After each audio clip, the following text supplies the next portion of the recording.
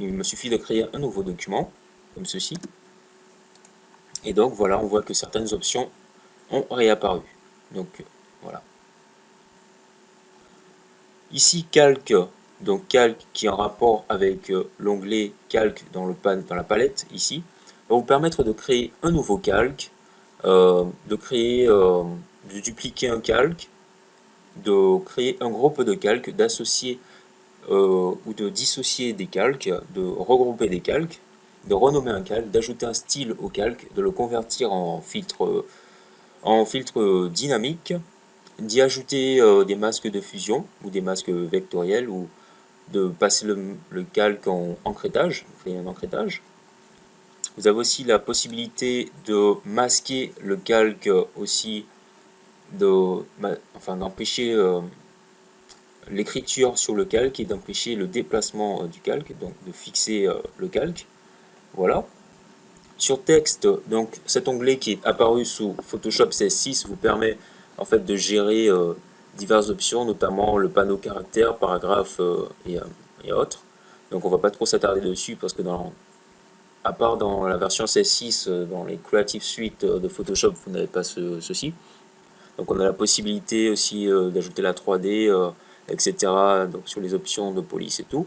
Donc l'outil sélection ici dans l'onglet sélection dans la barre de menu vous permet en fait d'effectuer une sélection sur tout le document, sur tout sur toute votre image aussi. Donc d'effectuer des petites sélections, de resélectionner, d'enregistrer des sélections préalablement faites et bien entendu de désélectionner. Donc on a la possibilité de réutiliser des sélections faites, comme je l'ai dit, d'étendre une sélection, de réduire une sélection. Donc mémoriser la sélection, voilà, récupérer la sélection.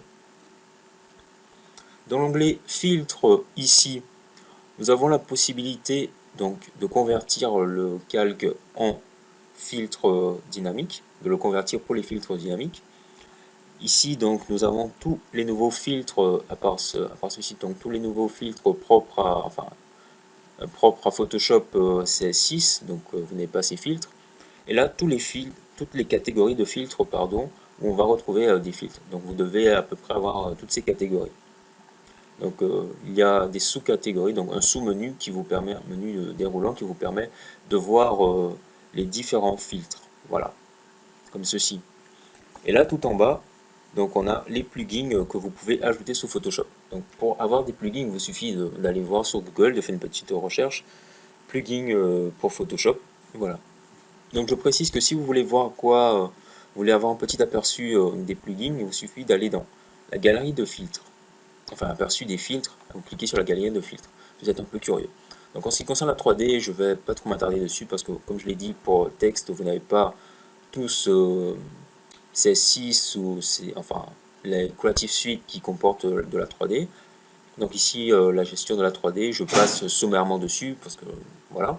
Donc, en ce qui concerne l'affichage va vous permettre de déjà d'optimiser votre espace de travail donc on va choisir les couleurs, etc. RVB ou RGB si vous l'avez en anglais et autres. Le format des pixels, donc changer le format des pixels en cours. Donc passer à des pixels pour HDTV, HDV Pro, etc. Donc effectuer un zoom avant-arrière sur votre document. Afficher les règles, afficher, masquer les règles, donc afficher aussi les repères, verrouiller les repères, ajouter des tranches, donc adapter la zone de travail à l'écran et tout. Donc ce sont des options que nous allons voir un peu plus dans les jours suivants. Donc, dans l'onglet fenêtre ici, donc nous retrouvons tout ce qui concerne le panneau, la palette ici. Donc ce sont tout plein de panneaux qui correspondent à ce qu'on voit ici. Donc il vous suffit en fait de cliquer sur un panneau pour le faire apparaître. Par exemple, si je prends la barre d'outils qui se trouve ici avec tous les outils Photoshop, elle est validée, donc on voit un petit V juste à côté qui signifie qu'elle est apparente. Il me suffit de cliquer dessus pour la faire disparaître. Voilà. Si par exemple vous avez cette barre d'outils qui disparaît, ne vous embêtez pas, il vous suffit juste d'aller sur Fenêtre, et là, vous allez cliquer sur Outils. Voilà, et elle réapparaît. Donc on retourne sur Fenêtre, ici j'ai parlé d'un espace de travail, donc on a l'espace de travail par défaut ici, les indispensables, donc l'essentiel sur Photoshop pour les versions précédentes. On a aussi la possibilité de changer l'espace de travail pour qu'il corresponde à ce que l'on veut réaliser. Par exemple, si je choisis l'espace de travail 3D, il va m'apporter uniquement les onglets qui vont m'être nécessaires à l'utilisation de la 3D.